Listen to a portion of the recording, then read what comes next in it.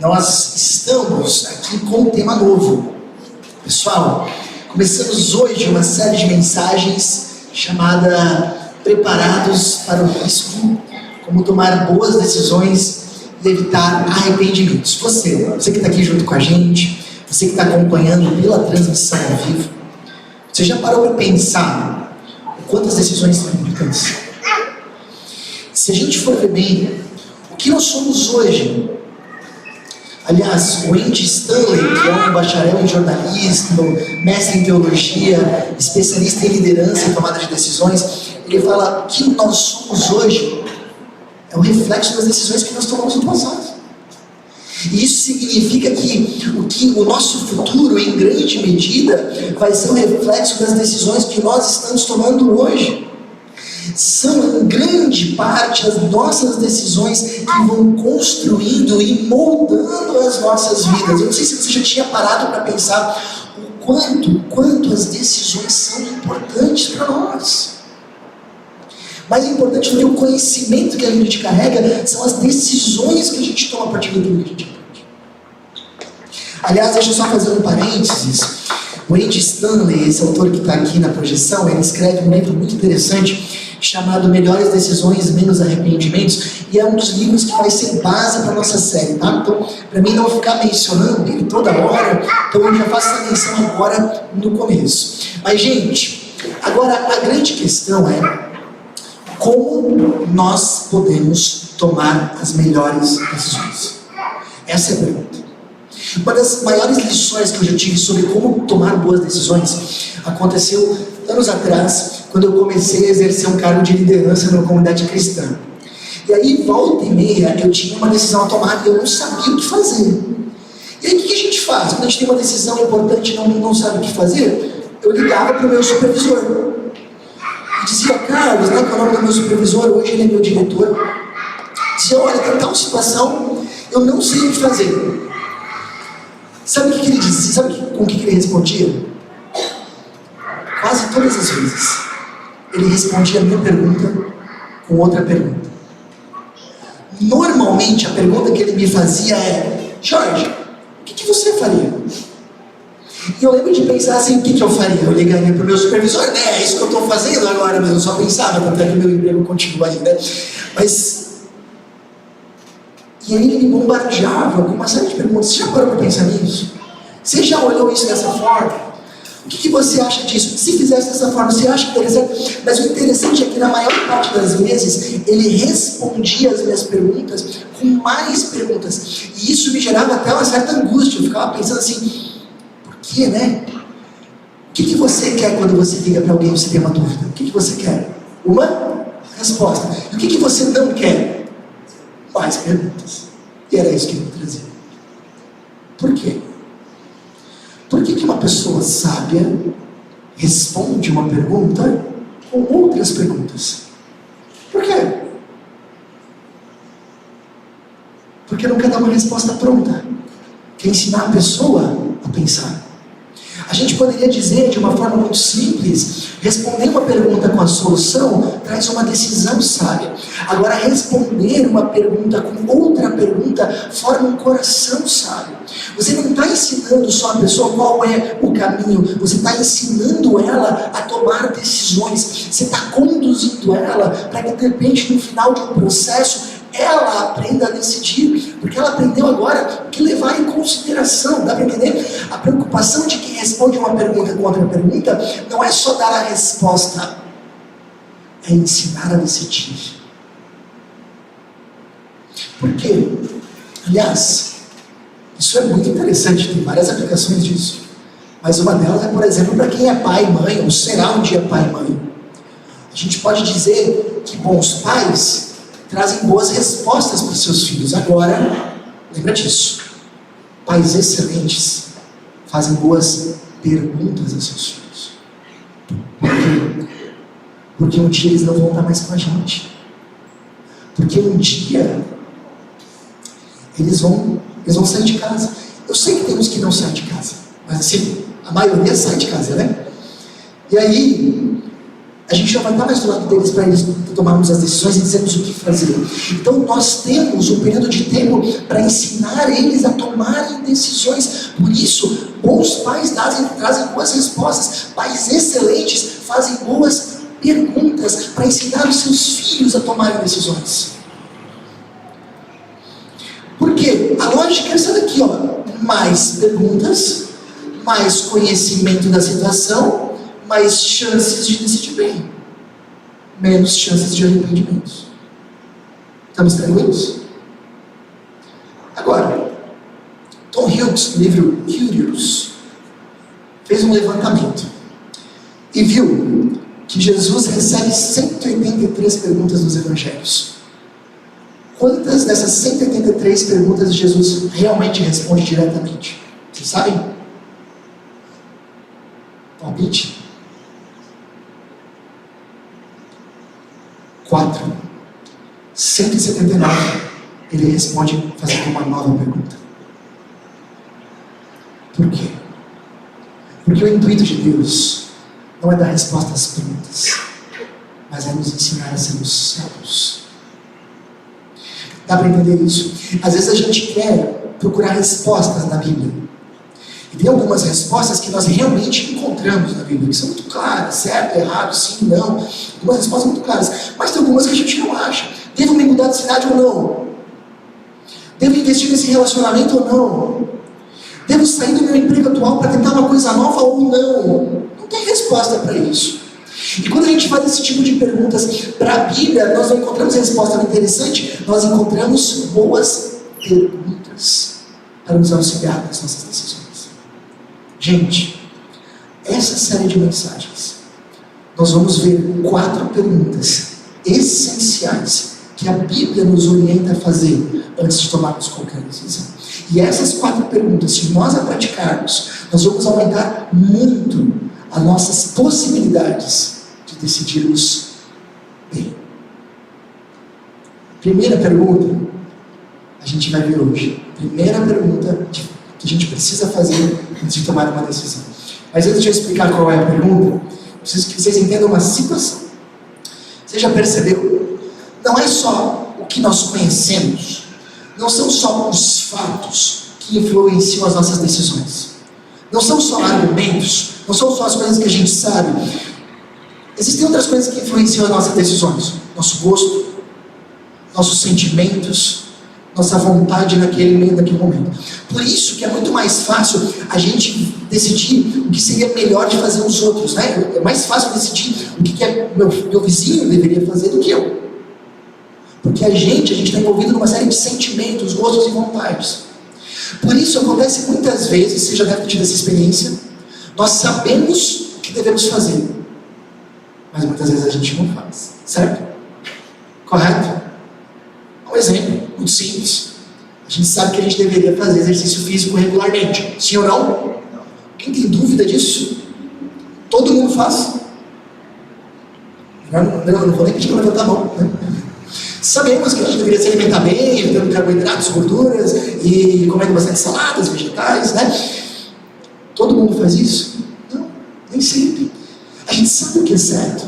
E vale para muitas outras coisas. Mas a maioria das vezes a gente não faz, porque a gente não quer. A gente quer fazer outra coisa. E sabe o que é interessante? Quando nós sabemos o que devemos fazer, mas fazemos outra coisa, normalmente a gente cria uma justificativa na nossa mente. Ah, eu já não comi sobremesa ontem. Ah, eu mereço. Olha o tanto que eu trabalhei essa semana. Não é? Não é verdade ou não é? Então, quando a gente faz aquilo que a gente sabe que não é o certo, para a gente ficar em paz, a gente cria uma narrativa, uma desculpa, uma justificativa para tornar aquilo um pouco mais plausível. Mas se a gente falar em voz alta, a gente já vê que é furado. Isso vale para pequenas coisas. Isso vale para grandes coisas. Eu lembro perfeitamente o dia que uma pessoa veio para um aconselhamento, alguém que vocês não conhecem, anos atrás, nem morava aqui. Porque ela estava numa crise no casamento. E essa pessoa sabia exatamente que a Bíblia orientava ela a lutar pelo casamento. Mas ela ficou mais de meia hora tentando me convencer que no caso dela, Deus autorizaria o divórcio. No caso dela, os outros não, mas no dela sim.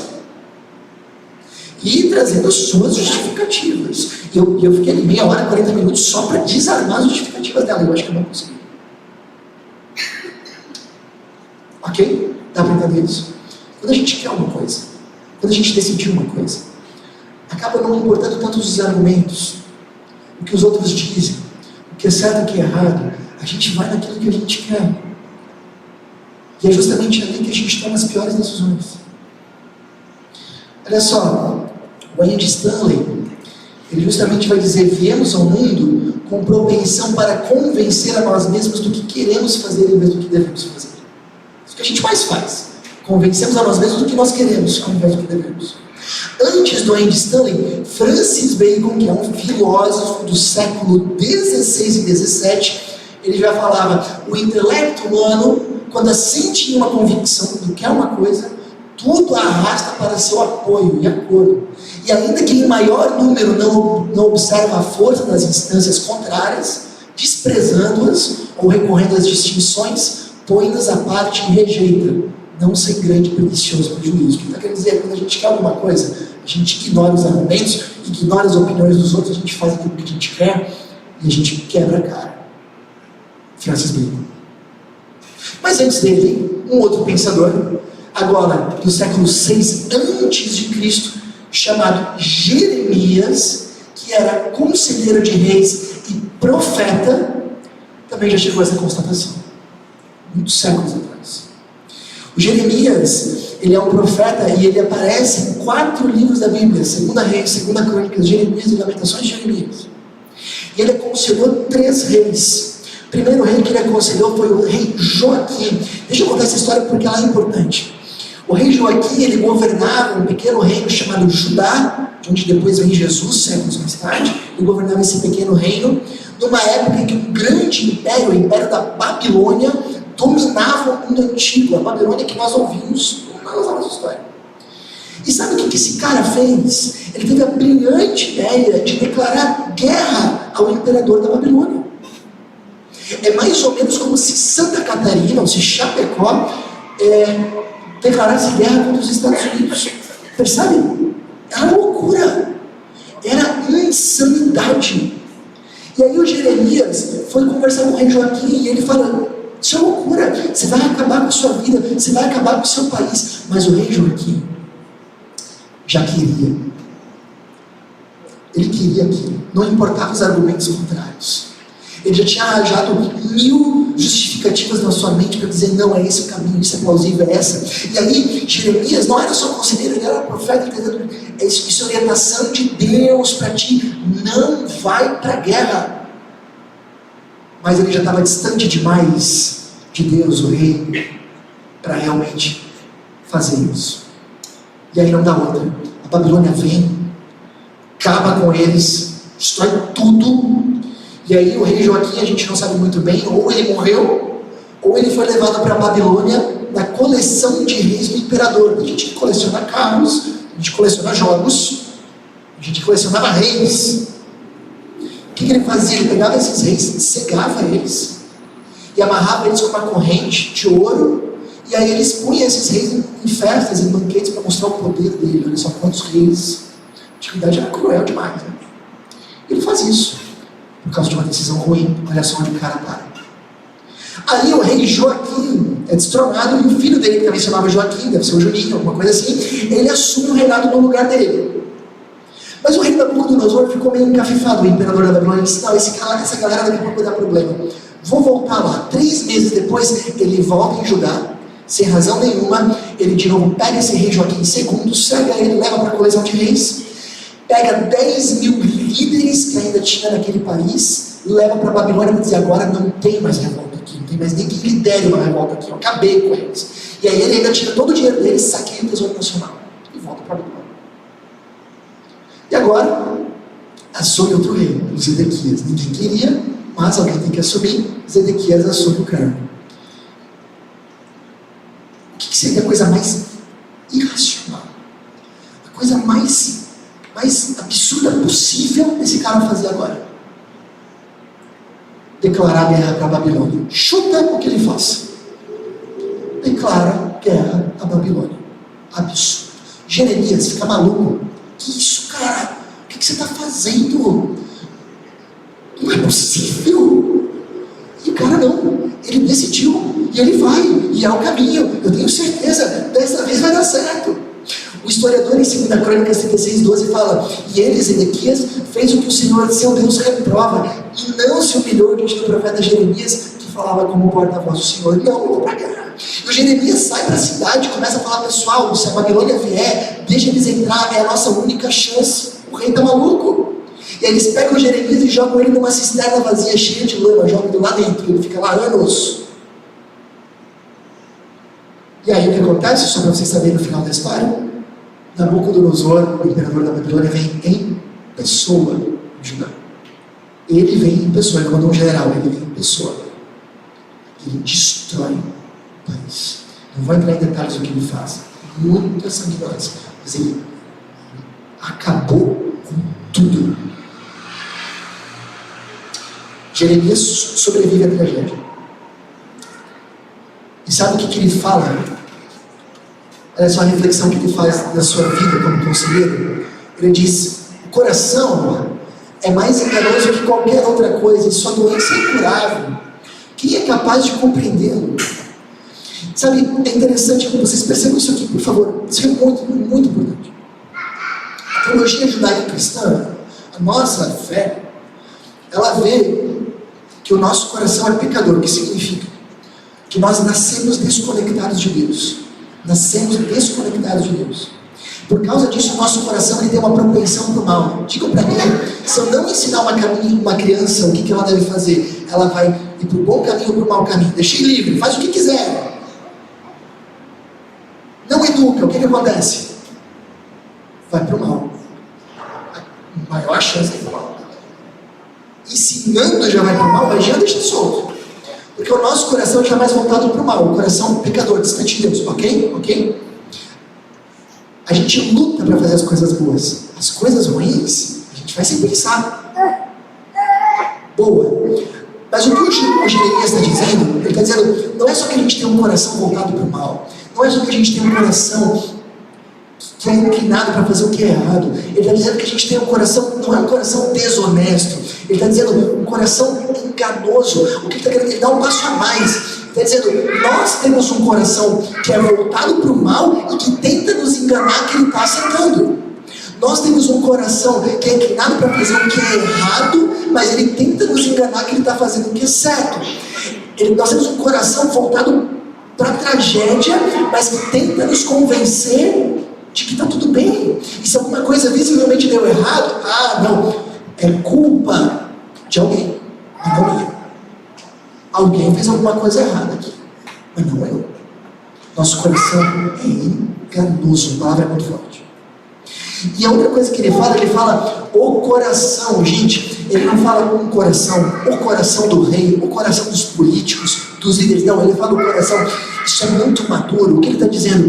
O mesmo coração daquele rei maluco que se engana, que está fazendo o que é errado e se convence que está certo e que não quer ouvir ninguém, é o mesmo coração que está aqui.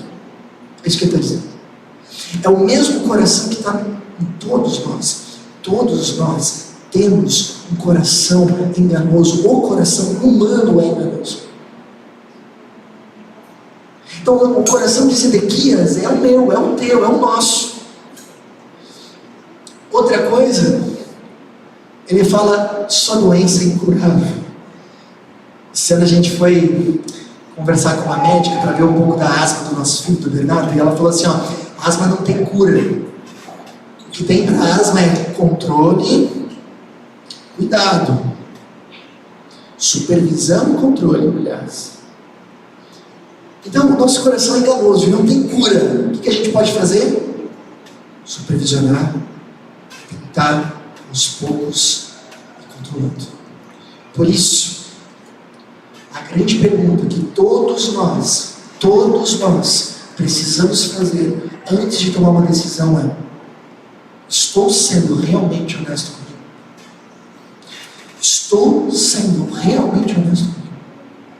Eu estou fazendo isso por motivos nobres mesmo? Eu estou fazendo isso, eu estou ouvindo as pessoas ao meu redor? eu estou fazendo isso porque é certo mesmo? Ou eu estou criando uma narrativa, eu estou criando uma mentira no meu coração para achar que isso aqui é o mais plausível, mas não é. Eu estou sendo realmente honesto comigo. De verdade. Pai está perguntando. Vocês sabem que essa pergunta ela foi crucial para nós em vários momentos, para mim em vários momentos. Mas teve um momento específico que eu lembro dela. A gente estava decidindo se a gente ia se mudar para Palmitos, de Palmitos para Chapecó. E eu me fiz isso, eu estou sendo realmente honesto comigo. Eu estou indo para lá porque eu quero fazer diferença na vida de pessoas. Ou eu estou indo para lá porque é uma cidade maior, com mais possibilidades. Eu estou indo para lá porque eu realmente quero fazer o que é certo.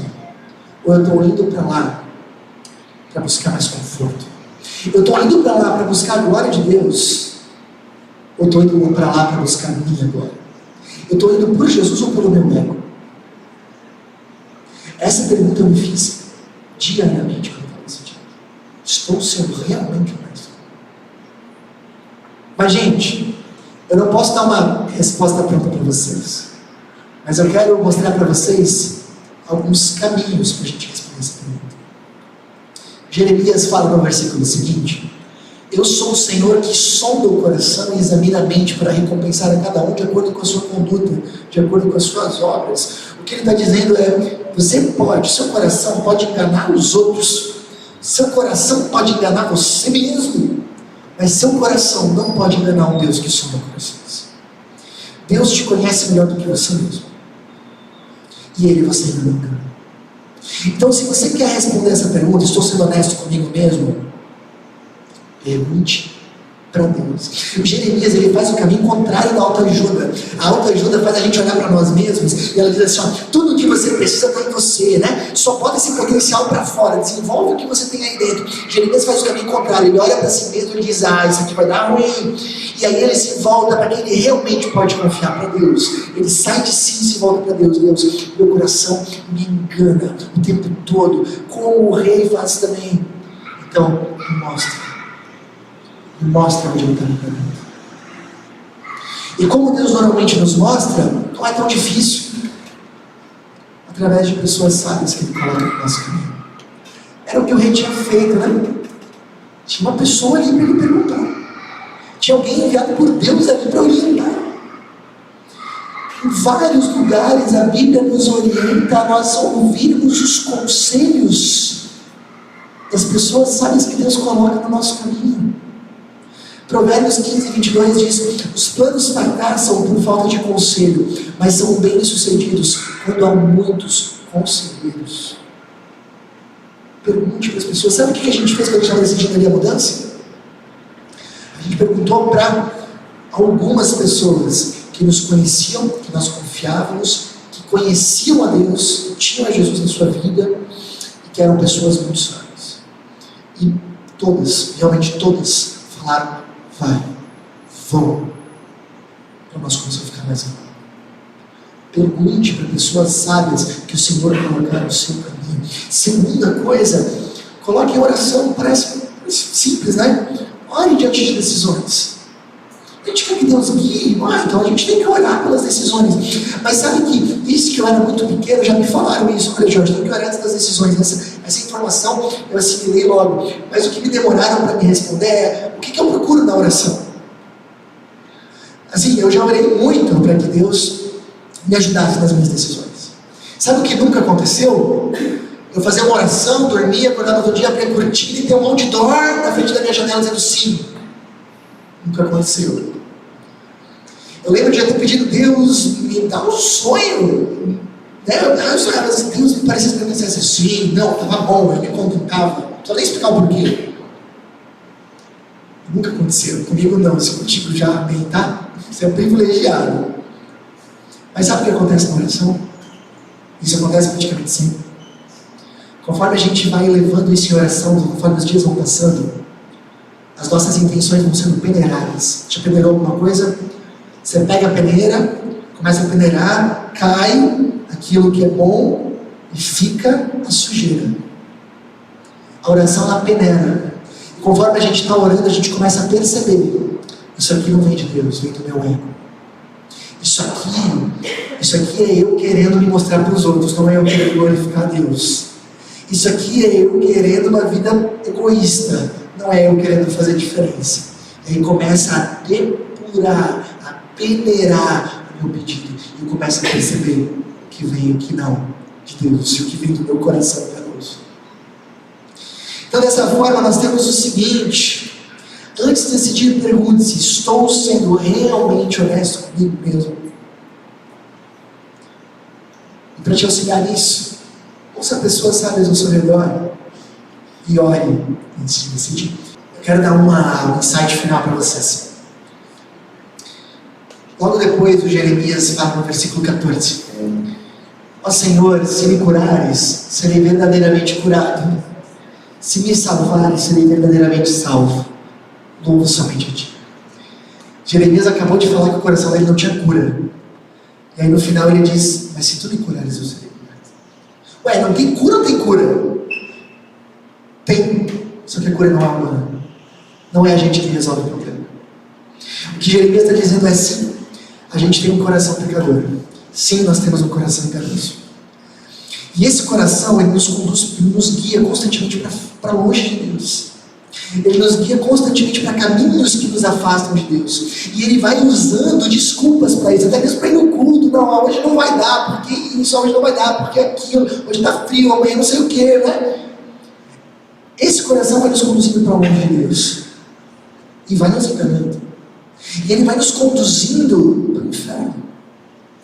E o que Jeremias está dizendo aqui é que não tem nada que a gente possa efetivamente fazer que possa reverter essa situação. Não tem mesmo. Mas Deus pode e faz. A resposta vem no Novo Testamento, alguns séculos depois. Deus permanece nos amando, apesar de nós termos um coração tão enganoso. E Ele envia seu único Filho Jesus para vir ao nosso encontro. Esse Jesus, Ele morre no nosso lugar, na cruz, e ressuscita.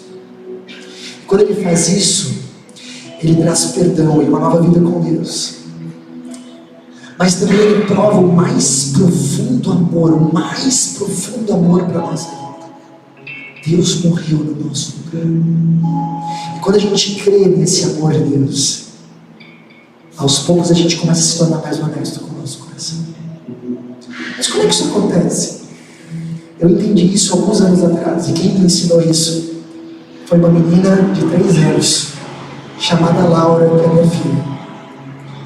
Eu já contei um pouco essa história para vocês, eu vou repetir porque ela caiu muito importante. Um dia, uma tarde, eu cheguei na sala, e a Laura, que na época tinha uns 3 aninhos, ela fez isso aqui, ó. Ela só não subiu porque ela não sabia. Então ela subiu. E aí, é claro, eu sabia que alguma coisa estava errada. Ela podia estar se enganando, mas me enganando ela não estava. Baixei, fiquei no olharzinho dela, e eu disse: Laura, eu quero ver as tuas mãozinhas. Ela olhou para mim e disse: não. Eu disse: Laura, eu quero muito ver as tuas mãozinhas. Não. Laura, me mostra o que você tem aí atrás. E aí ela viu que a batalha estava perdida e ela fez uma pergunta para mim. Uma pergunta que até o último dia da minha vida eu nunca mais vou esquecer. Nunca mais. Papai, você ainda vai me amar? Você ainda vai me amar? Deus. Aí o olho enche de água nessa hora, né? Eu disse: Laura, eu vou te amar do mesmo jeitinho, não importa o que tem aí atrás, não vai diminuir meu amor por ti nem um pouquinho. Mostra a mãozinha do papai. Devagarzinho, ela foi tirando as mãozinhas. Ela estava segurando uma boneca pintada de canetinha. A gente foi juntos na pia do banheiro e começou a dar uma lavada lá na boneca, na mãozinha dela. E aí eu entendi o processo que acontece na nossa vida com Deus. Eu sou aquela criança. Eu posso tentar me enganar, mas tem alguém que eu não engano. Mas esse Deus, Ele Ele mostra o amor dele e ele garante para nós que o amor dele por nós não depende do nosso desempenho, porque se dependesse ele não tinha muito amor por nós. Ele nos ama por graça, independente daquilo que a gente faz. E apesar dos nossos erros, ele continua nos amando. Sabe por que muitas vezes nós mentimos para nós mesmos? Por uma simples razão: a gente quer salvar a nossa autoestima. A gente quer falar para nós mesmos que a gente não é tão mal assim. Mas quando a gente percebe que o Deus Todo-Poderoso, o único olhar que importa para nós, nos ama, apesar do nosso pecado, apesar dos nossos erros, isso nos desarma. E aos pouquinhos a gente pode mostrar as mãos sujas, o coração sujo. Aos pouquinhos a gente pode dizer a verdade: eu tenho mentido, eu tenho me enganado, eu tenho errado, eu tenho fingido que está tudo bem. E aos poucos, conhecendo o Evangelho de Jesus, nosso coração canoso vai sendo completamente desarmado, paralisado, e começa um processo de salvação. Gente, esse Deus ama vocês mais do que vocês podem imaginar. E vocês podem mostrar o coração sujo para Ele. E isso vai aniquilar o coração enganoso aos humanos. Eu queria pedir para vocês avaliarem. Existem áreas da sua vida que você pode estar usando justificativas e mentiras para fazer algo que você sabe que não é certo. Você está se enganando em uma área. 2, existem pessoas na sua vida se auto-enganando. Você está percebendo o que você pode fazer por essas pessoas? Você vai deixar elas se quebrarem? Bora para pensar nisso. Eu queria convidar vocês a tomarem 2 decisões. Primeiro, desconfie de si mesmo. Desconfie de si mesmo. Seu coração não é confiável, não. Coloque decisões em oração, aos olhares de pessoas sábias e cristãs, e se pergunte: estou sendo honesto comigo mesmo? 2, decida deixar que o amor de Cristo te conduza à verdade e liberte você do seu maior inimigo, você mesmo, o seu pecado. Eu tenho 2 recados rápidos para você que tem acompanhado as nossas mensagens. Primeiro, eu queria muito te encorajar, se for possível, a você participar dos nossos encontros presenciais. É uma forma de nós podermos nos conhecer e de você poder aprender ainda mais com a gente. Segundo recado, se você deseja contribuir financeiramente com a nossa comunidade, todos os nossos dados bancários estão aparecendo agora na sua tela. Essa é uma forma importante de você nos ajudar a espalhar ainda mais a mensagem de Jesus para fazer a diferença no coração de ainda mais pessoas. Pense nisso. Até a próxima!